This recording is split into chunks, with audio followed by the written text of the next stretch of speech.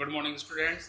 आपका जो शायद सेकंड चैप्टर था जिसमें सपनों के सिद्ध के बारे में बताया कि हर विद्यालय का जो छात्र है वो अपने लिए एक ऐसे विद्यालय की कल्पना करता है जो उसके सपनों के अनुसार होगा।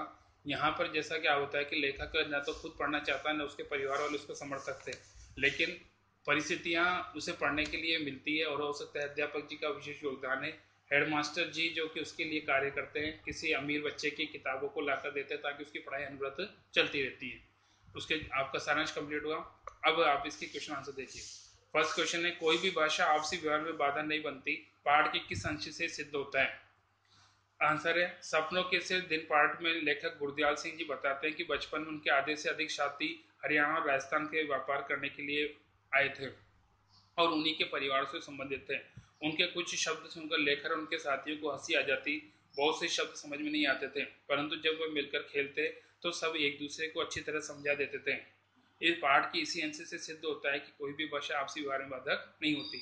हम खुद जानते हैं कि पढ़ने में हो सकता है कोई भाषा बंधक हो, लेकिन जहाँ पे आपस में कोई भाव समझाने की बात हो तो हर भाषा अपना भाव समझाने में सक्षम होती है। पीटी साहब की शाबाश फौज के तंबू से क्यों लगती? पीटी मास्टर प्रीतम चंद बहुत कड़क इंसान थे। किसी ने उन्हें हंसते हुए न देखा, न किसी की प्रशंसा करते देखा। सभी छात्र उनसे भयभीत थे। वे बच्चों को मार मार कर उनकी चमड़ी तक उधेड़ देते थे। छोटे बच्चे यदि थोड़ा सा भी अनुशासन भंग करते तो उन्हें कठोर सजा देते।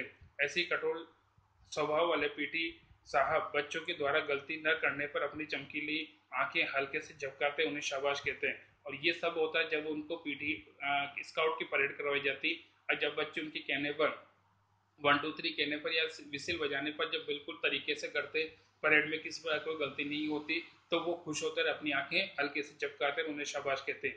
उनकी ये शाबाशी बच्चों को फौज के तमगे अर्थात फौज के जो मेडल होते ब्रेवरी के लिए, बहादुरी के, वो उनके समान लगती और इसीलिए उनको ऐसा महसूस होता है कि उन्होंने कोई बहादुरी का मेडल जीत लिया। नई श्रेणी में जाने और नई कॉपियों और पुरानी किताबों से आती विशेष गंध से लेखक का बालमन क्यों उदास हो जाता? नई श्रेणी में जाने का विद्यार्थियों का विशेष चाव होता था, क्योंकि उन्हें नए नए अध्यापक मिलते जो उन्हें नई नई किताबें पढ़ाते। लेकिन साथ में यहाँ पे जैसा कि उदाहरण आपके सामने भी कि लेखक और उसके परिवार के कई व्यक्ति जो गरीब होते थे, उनके सामने समस्या होती थी कि वो बच्चों के लिए न तो किताबों की व्यवस्था कर पाते न ही कॉपियों की। तो इसी का कुछ और कारण है कि लेखक के मन में जो उदासी होती थी उसके निम्न कारण है। लेखक का गरीब परिवार था, उनके परिवार की आर्थिक स्थिति ठीक नहीं थी, वो नई किताबें नहीं खरीद सकते थे। उन्हें नई किताबें किसी दूसरे व्यक्ति के द्वारा दी जाती। हेडमास्टर जी किसी अमीर बच्चे की पढ़ी हुई किताबों को लाकर उनका प्रबंध करते और उन्हीं पुरानी किताबों से जो विशेष गंध आती उससे लेखक का बालमन उदास हो जाता। दूसरा, लेखक की उदासी का दूसरा कारण अगली कक्षा की पढ़ाई को लेकर था। नए मास्टरों द्वारा मारपीट का भय उनके भीतर समाया हुआ था, क्योंकि उनको पता था कि अध्यापक उनकी आशाओं के अनुरूप अगर छात्र नहीं होता है तो उनके साथ मारपीट करते हैं और मारपीट इतनी होती थी कि उनका चमड़े उधेड़ने मुहावरे को भी सार्थक और सिद्ध करके बताते। नेक्स्ट क्वेश्चन 4, स्काउट परेड करते समय लेखक अपने को महत्वपूर्ण आदमी फौजी जवान क्यों समझने लगता? यहाँ पे जैसा कि आप बताया कि लेखक की आर्थिक स्थिति कमजोर थी, उन्हें अच्छा जीवन जीने का अवसर कम मिल पाता था, इसीलिए यहाँ पर कई प्रकार के अभावों का जीवन था। लेकिन फौजी जवानों की जो वर्दी होती थी उसको देखकर लेखक को लगता है कि वाकई में वो विशेष व्यक्ति है, और वही खुद को भी महसूस होता है जब स्काउट की वर्दी उनको मिलती और गले में दोरंगी रुमाल और हाथ में नीली पीली झंडियां लेकर जब स्काउट की परेड करते तो उनमें भी वैसा भाव पैदा होता है जैसा कि एक सिपाही में होता है जब वो परेड करता है। तो यहाँ पे यही बताया कि किस प्रकार से पीटी मास्टर के द्वारा स्काउट की परेड कराना, स्काउट की वर्दी पहनकर उन्हें आत्मगौरव बढ़ाने का मौका मिलता।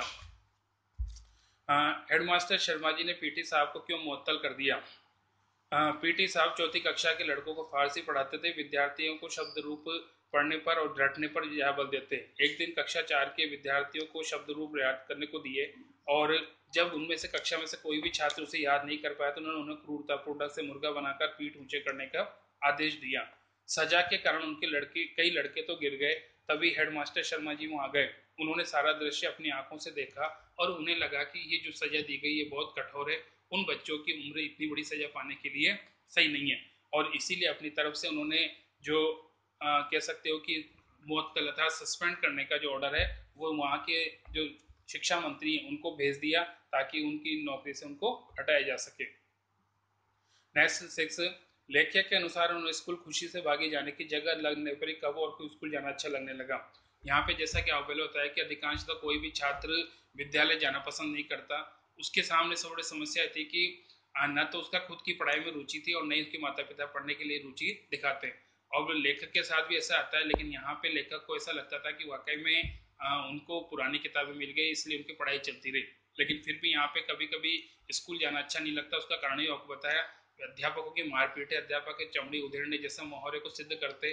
साथ में कह सकते हो कि उनका जो डर है वो पढ़ाई का और विषय का, साथ में अध्यापकों, इन तीनों डर के कारण विद्यालय में जाने की उनकी इच्छा नहीं होती। और कभी कभी स्कूल जाने का मन जब होता है जब स्काउट की परेड वो करते।